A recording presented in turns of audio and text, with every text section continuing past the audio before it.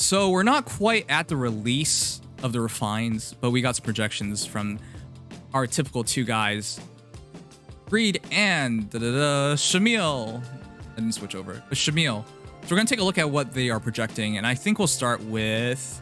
Actually, let's start with the obvious thing. These are projections. We don't know for certain if they're real or not. But it's always fun to look at like possibilities, especially because last time Greid actually got Realm's Refined down perfectly. Every piece of it was right. So that's why we do projections, because it's actually really cool how much work these guys put in. And sometimes they're actually entirely right. Only thing that wasn't correct was how much text space it would fill. Yeah. He didn't add the if unit a second time, but that's like, I mean, that's sometimes stuff gets too wordy, and you guys gotta remember these guys are not native English speakers. Okay, let's start. First refine, Skadi. Effect against flying foes grants speed +3, which is already what it is. At start of even number turns, deals 10 damage to foes within 3 columns. Center on unit and inflicts panic on those foes. That looks exactly the same to me, so it's more about the special refine. At start of combat, if units or foes' HP is over 100%, grants attack speed, defense res +4, and special cooldown charge +1 per unit's attack during combat. That's actually really good. I assume you noticed that that changed from at the start of turn 3 to at the start of even numbered turns? Yeah. Oh, that's true. Because it was only a one-shot before.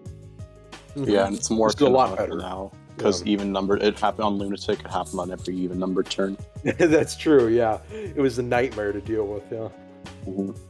So this would be canon Lunatic Conquest Takumi. That'd be funny. Okay, but it makes a lot of sense because if you think about it, currently in, say, a battle, like, he would replace somebody like Sir, for example, Dual Hector, because you could shoot this automatically without having to worry about Dual's hindrance. That would be a game changer. But still, I think that's kind of fair considering nowadays people don't even use Dual Hector because healing towers are just way too good. Almost everybody uses a healing tower and it covers everything, so you're not really doing anything lasting. It's more about doing some chip damage for characters like Kranya to take advantage of the fact that they're under 100% to get their extra stat bonuses. And I think that's the entire idea with the Fallen Takumi here. Once they're under 100%, +4 to all stats, and special cooldown charge +1 per unit's attack during combat, so you can get off his specials quicker, and that actually helps him a lot. It's a really good refine, I'd say. Yeah? I wouldn't be surprised if the new refine actually gives him deep wounds on the foes that he interacts with, because that'll allow him to make use of his refine on like more than just the turn that he initiates on, but the turn after that too, when he's technically charging it up again. So that could like help, I guess, if he gets that. And before somebody says, wow, deep wounds on a character like Takumi, it's not that crazy considering that we call it Kanto. Before Kanto was even inheritable in skills, like as a skill, right? So yeah, and the deep wounds effect would only be on a certain amount of foes in those columns, so it would be like it's on everybody basically. Like it would be technically for Fatal Smoke. Right. So it's actually would be fair if that's the case, but Greid's version, I think it's pretty fair as well. Just stats, special cooldown charge +1, synergetic with itself, 100% on upgrade. So I like that a lot. All right, Skadi, effect against flying foes, speed +3. After combat, unit attack deals 7 damage to target and foes within 2 spaces of target, inflicts panic on those foes. Huh, so he completely gave up on the bolt tower idea of just like using Skadi to do a burst of damage and drop panic. Interesting. Personally, like the niche that Greid's gives more. Yeah, same personally. Because I think that took away the one thing that Takumi provided that no other unit provides, kind of, because Dual Hector kind of provides the same thing. Yeah. So I like Greid's version immediately more as well. But at start of combat, if foe's HP is 100% or penalty is active on foe, grants all stats +4. At this point, he absolutely needs that because his stats are so far behind. But foe cannot recover HP during or after combat, and after combat unit attacked inflicts deep wounds on target and foes within 2 spaces of the target. So yeah, deep wounds to prevent them from healing is a big difference maker. But Takumi has to fire in this case, and if he has to fire, that might not be the best because he's using Skadi, so it's not a fire sweep bow. So he can be counter-attacked, and with his stats being just 37 HP, 48 attack, 40 speed, 28 defense, 27 res, and this is with Fury accounted for, he could just die, so it's fair. Yeah. This Takumi refine would make him much more of a, oh, hey, Ken. Penny boy. Yeah. This refine would make Takumi a lot more. He'd basically be just a guy who goes in there, applies basically Savage Blow, Panic Smoke, and Deep Wounds. So he'd be really good debuffing like a clump of enemies. But it would remove the niche that he had before, being able to just from afar, from any distance, just snipe enemies in those columns and inflict panic on them. Which I think Greid's is also more likely, because I don't think they'd remove Takumi's niche like that. Yeah, I still like this refine idea, but that niche change is way too big, I would say. But they kind of did that in the past, right? Leo lost gravity, and that was his niche. Like Shamil0's isn't bad by any means. I mean, it's Panic Smoke and Fatal Smoke in a weapon, so it's like still great. It's just kind of like just gets rid of his own niche that he brought originally. Yeah, that people built for before. All right, fair enough. But yeah, I kind of like Greid's more, and I'm hoping that there's a combination of Deep Wounds involved somehow. But I do think he needs something like as crazy as Deep Wounds for somebody to even attempt to use him at this point, because otherwise, just +4 all stats is not enough, I think. All right, moving on. Let's do Peshkatz. So Sothe, I think most people are more excited about Sothe because this is the more accessible unit. It's a 3 and 4 star. So after combat, unit attack inflicts attack speed, defense, res -5. It's 4 before, wasn't it? Yep. That's pretty big. And then, of course, and foes within 2 spaces of target through the next actions, and grants attack speed, defense, res +5 to unit, and allies within 2 spaces for 1 turn. So all stats -5 is really good because it just makes it like Smoke Dagger, is it?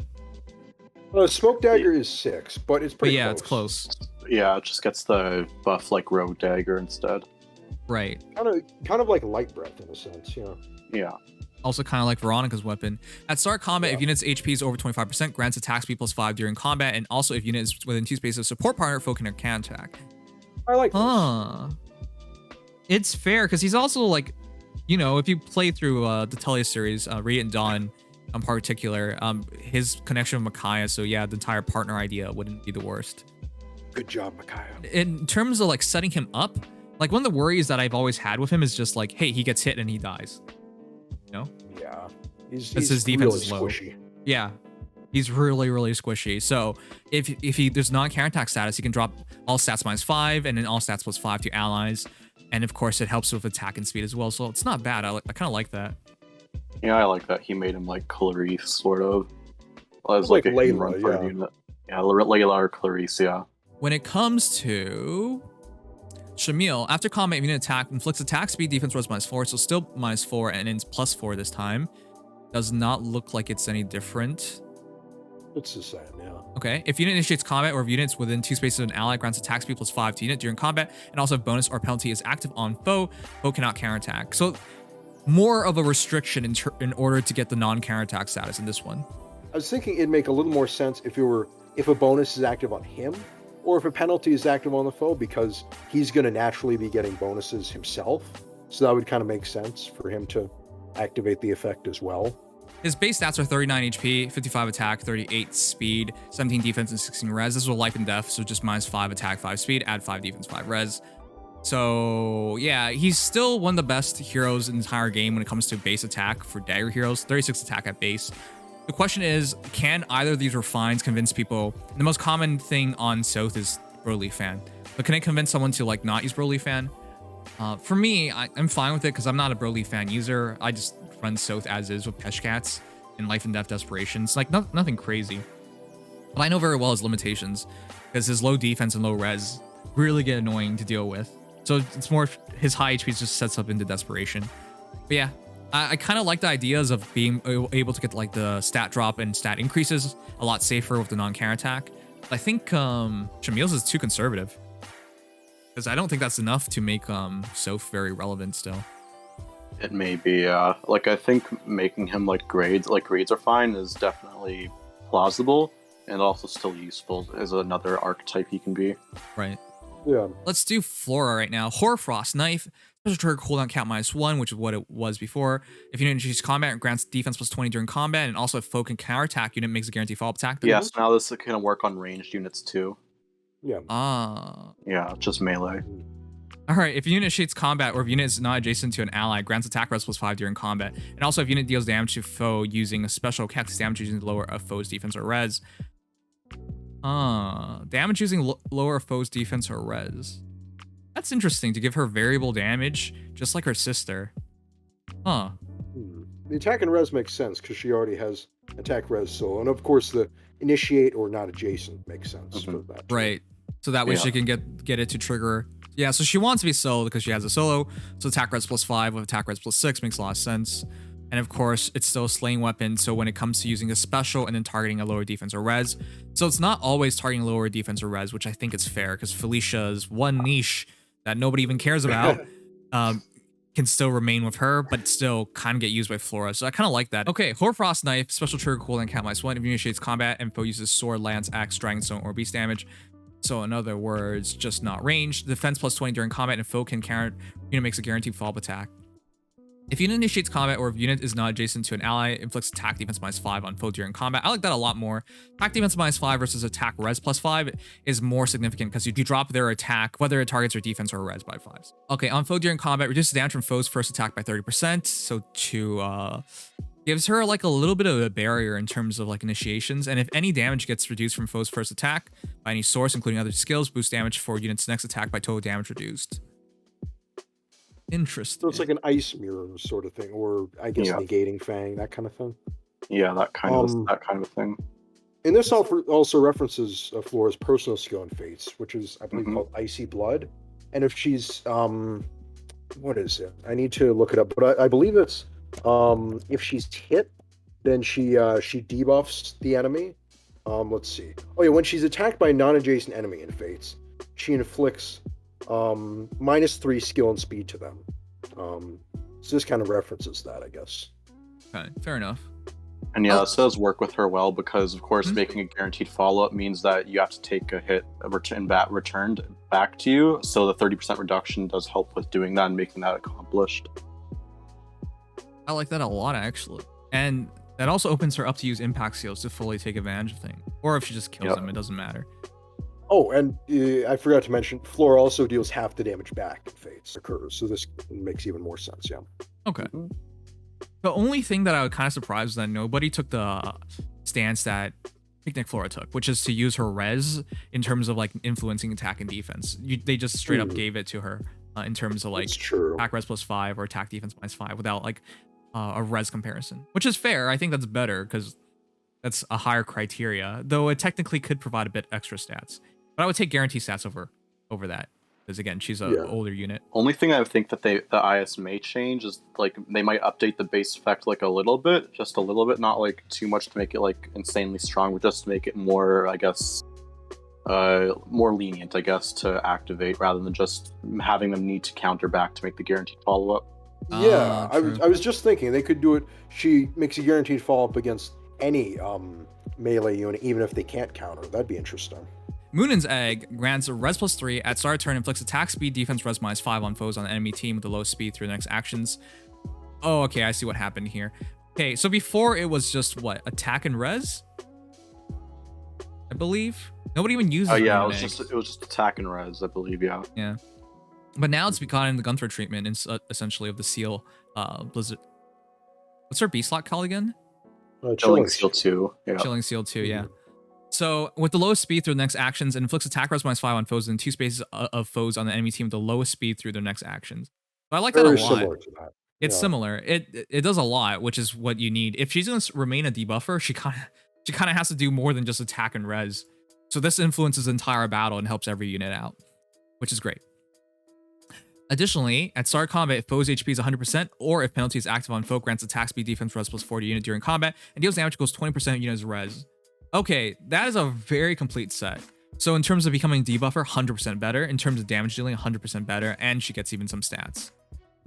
Yeah, I really like this refine. Like, I don't think I have any criticisms with it. Like, it would work really well. Yeah, very synergetic. It gives her 11 dagger effect, basically, except it's even more lenient because it can just be foe at full HP to get $4 stats and 20% res. And even more damage, because I think it's 10% more true damage than Gangrel.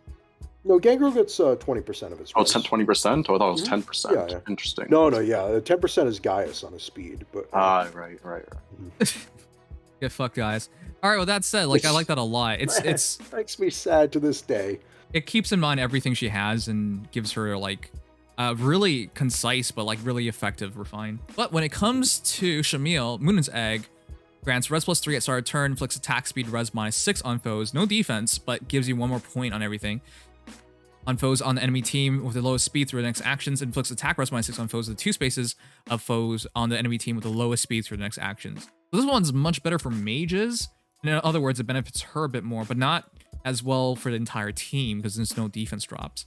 If initiates combat or if foes HP is over 75% at start of combat, grants attack speed, defense res +4 to unit during combat. And also if foes has penalties, grants bonus to units attack speed, defense res equals combat. Oh, this current penalty on each of those foes stats calculates each stat bonus independently. So it's kind of like a Grima kind of effect.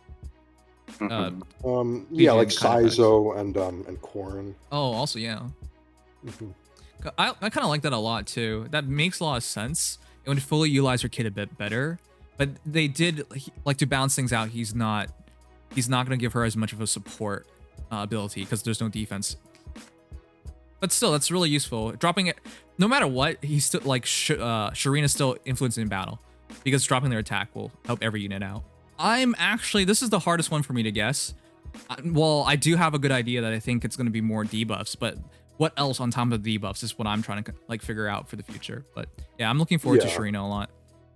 I think the base effect is guaranteed to be pretty close to what these guys think it is. I think like so, too. Spread out debuffs. Yeah. It makes sense because because of the fact that Gunther's fine is so good. So, and a lot of times they just borrow from other weapon effects anyways. The refines. Yeah, they like reusing in this game. Karla, Vassal's Blade. This is very short. Special trigger cooldown count -1, deals damage equals 20% of unit speed, which is a change from what it was before, because before was a speed comparison, right? Yep. Maximum of 7 damage. Yeah, like Nesala and Flying Nino. Right. Yeah. So it was capped off before. Now it's just straight up. Makes a lot of sense considering she's still one of the fastest units in the entire game, even though she's a Gen 1 hero. She's not like... I think she's top 30? Or just outside top 30 in the game, but considering she's a Gen with the super boon is quite good even for today's standards. Right.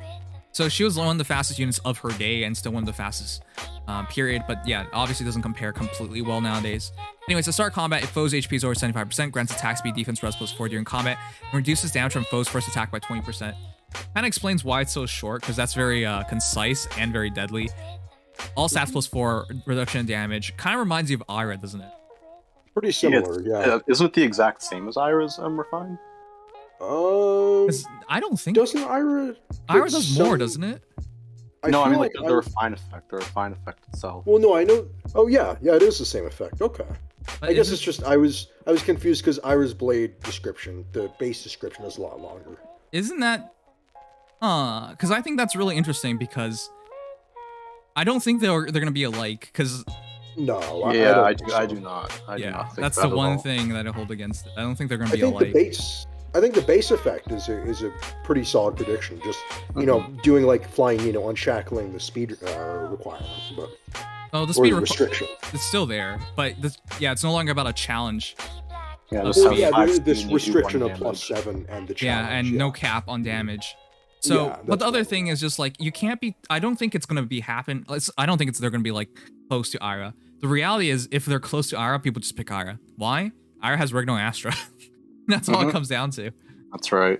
So yeah, it would be unfortunate if they're too similar. Shamil has Vassal's same start. Special short cooldown count -1, deals damage equals 20% of unit speed. I definitely think that's what she's gonna get at minimum. Like no matter what happens, that's gonna happen. But additionally, if unit initiates combat or if unit's not adjacent to any ally, grants attack speed, defense res +4 during combat, and also if unit deals damage to foe using a special, restores 30% of unit's maximum HP. So that's interesting. So instead of blunting the damage, when she gets a special to trigger, when she gets a special to trigger, she heals. Interesting. And this is kind of, it reminds me a bit of what they went for with Berserker mods, in that he has Hector has Wrath built in, but he still recovers HP. Although the key difference here is that Carla has a lot less bulk than Hector, so that working is definitely a little more suspect than someone like Hector, who has a lot of bulk. Yeah, and her base HP is like fairly lower. I think it's like 5 or 6 lower, I think. But she still has one of the higher HP stats in terms of Gen 1. Yeah, it's still fairly high. So it does make but a lot her of sense. defense is, I mean, her res is comparable to his, I guess, but defense-wise, she has a lot less bulk, so. Okay. I actually like this one a lot too. It makes better usage of her HP, and it does differentiate her from Ira more. So I kind of just like that from those respects. I do prefer this one, though, yeah. Yeah, I think it's going to be closer to this, because this one actually has something to do with her special. So, and that's what I've always been thinking is going to be closer for her refine. Yeah. Okay. All right. But yeah, chat, let me know which one you guys are looking forward towards the most, which one you think will most likely be the most accurate. If I had to guess in terms of accuracy, I think the Sophs are probably more accurate. Chances are. Yeah, like the not counterattacking for the foe like effect. Yeah, I think that'd be pretty cool. Because that was the thing holding Peshkatz back, is just he just dies before he gets the second parts of the ability to trigger.